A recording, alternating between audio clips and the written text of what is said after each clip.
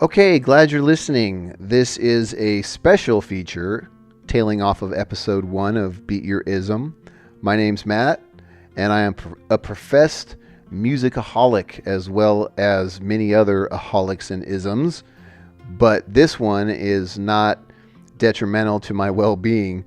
So I thought I'd kind of make it a tradition after each episode to give you a song or two that will make you think or make you feel something. The reason I'm doing this in lyrical format is because there are copyright laws that prohibit me from playing any copyrighted music, which basically every song is. So, got to get creative to get around the lawyers. So, I really think that music is critical to helping us understand our emotions and really sheds light on the fact that so many people struggle with a lot of the same things that we all do. They're just better at articulating it than we are, right? So they write music that, evokes emotion and gets you to think about things and stuff like that. So here at Beat Your Ism, we feel like it's an important part of the recovery process is to subject yourself to as much music as you can that will have a positive reaction in your heart, in your mind, or in your soul. I'm going to start with a song by a group that I used to listen to back in my teens. I mean, they've been around forever. The band is called the 77s, just 77 apostrophe S. And they started as a Christian band. I used to go see them with all my friends when, we were in high school. We'd go to this little warehouse type setting that they used to always play in, and it was like awesome. The lights were killer, and there was so much energy that they brought. And I remember just kind of drifting off into a different world whenever I'd go see them play. And they have this one song, and it's got a long title, but it resonated with me the whole time that I was struggling with addiction. And it really kind of pushed me in the direction that I needed to go because the lyrics are so black and white. Maggie mentioned the fact in episode 1 that we paint in color, and this song is quite the opposite of that. It just is very black and white. You don't have to think about it. You don't have to process the lyrics. You don't have to try to understand what the singer's singing about. You just have to listen to it. So I'm going to read the lyric, and the name of the song, like I said, is The Lust, the Flesh, the Eyes, and the Pride of Life.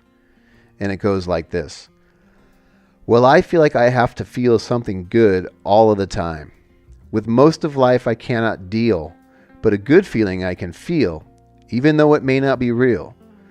And if a person, place, or thing can deliver, I will quiver with delight. But will it last me for all my life? Or just one more lonely night? The lust, the flesh, the eyes, and the pride of life drain the life right out of me. Will I see something I want? Bam, right now. No questions asked. Don't worry how much it costs me now or later, and I want it fast. I'll go to any length, sacrifice all that I already have and all that I might get, just to get something more that I don't need. And Lord, please don't ask me what for. The lust, the flesh, the eyes, and the pride of life drain the life right out of me. And I love when folks look right at me and what I'm doing or have done, and lay it on about how groovy I am and that I'm looking grand. And every single word makes me think I'll live forever, knowing that they probably won't remember what they said tomorrow. Tomorrow I could be dead.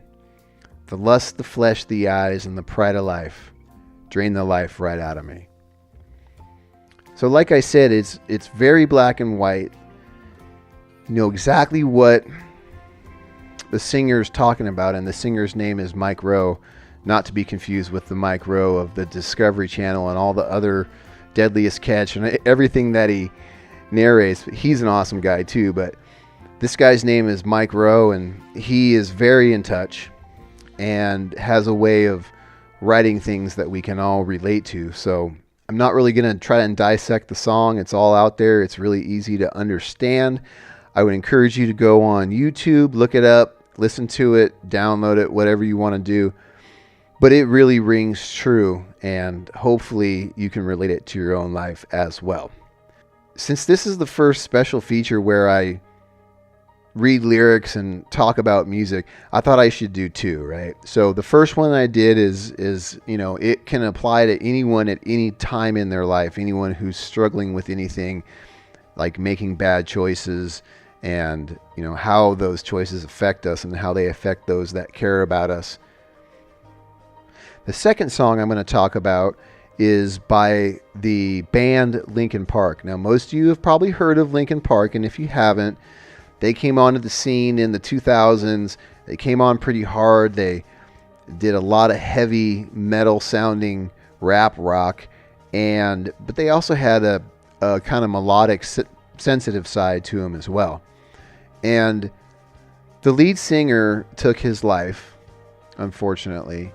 And when that happened, I really dove into the band and just kind of got all into it, because I wanted to know how somebody who had so much going for him and was living the dream would even have thoughts like wanting to take his own life. And so I dove into the music and dove into the lyrics. And if you go back to the history of the band, he wrote a lot of the lyrics, and it was very apparent that he was struggling with his demons and whatever addictions that he may have had too.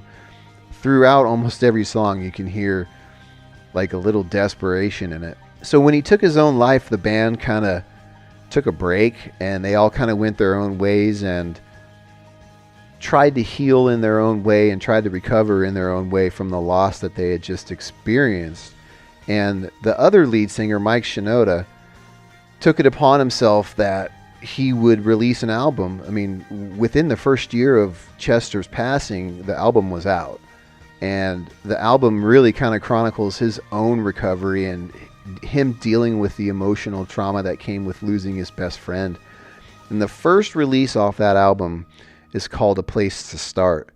And that song, when I heard it for the first time, I was like, oh my gosh, like this song fits right in to anybody's life who feels the shift coming. When I say the shift coming, meaning the shift when you feel it in your heart that it's time to make a change. It's time to stop hurting. It's time to stop letting your addiction rule your life. And I don't think the song wasn't written about that. It was obviously written about the emotional trauma that Mike Shinoda felt when he lost his best friend, and he having to deal with just starting the band over, starting his life over, in the sense that it wasn't ever going to be the same, right? So, but you can relate it to an addictive behavior as well. So I'm not going to dissect it very much further than that. I mean, it is pretty black and white too, just like the first song. But this is A Place to Start by Mike Shinoda. I don't have a leg to stand on. Spinning like a whirlwind, nothing to land on. Came so far, never thought I'd be done now. Stuck in a holding pattern, waiting to come down. Did somebody else define me? Can I put the past behind me? Do I even have a decision, feeling like I'm in a story that's already written? Am I part of a vision made by somebody else, pointing fingers at villains, but I'm the villain myself? Am I out of conviction with no wind in the sail and too focused on the end and simply ready to fail? Because I'm tired of the fear that I can't control this.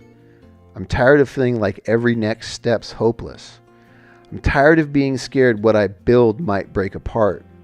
I don't want to know the end. All I want is a place to start.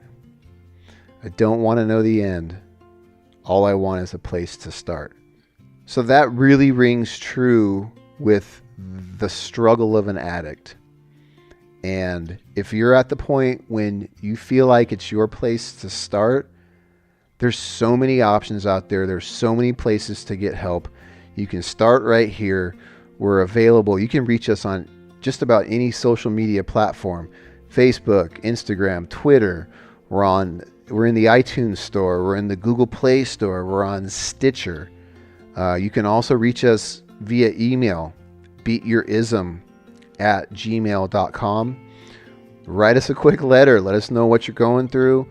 Let us know that you need options. We can try to provide options for you. There's a lot of good support groups out there.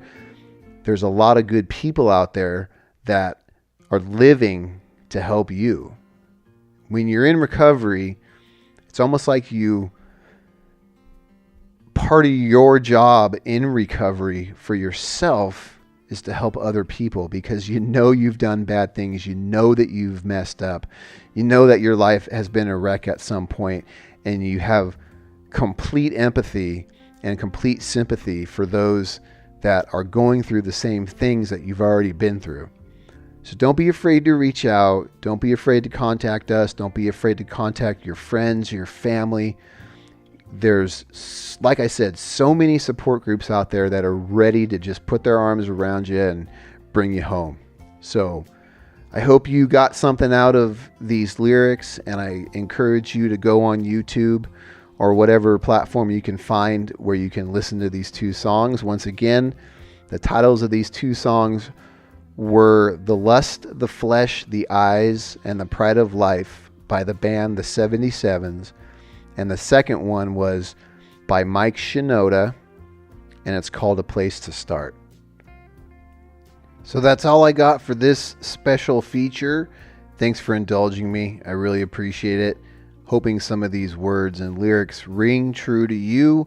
I would love to hear suggestions. If you have songs that you want me to dissect, or if you have songs that you want me to read as part of the podcast, send them to me. I'm all ears. I have a very open mind when it comes to music, so don't be scared. All right, that's all I got. We'll talk soon. See ya.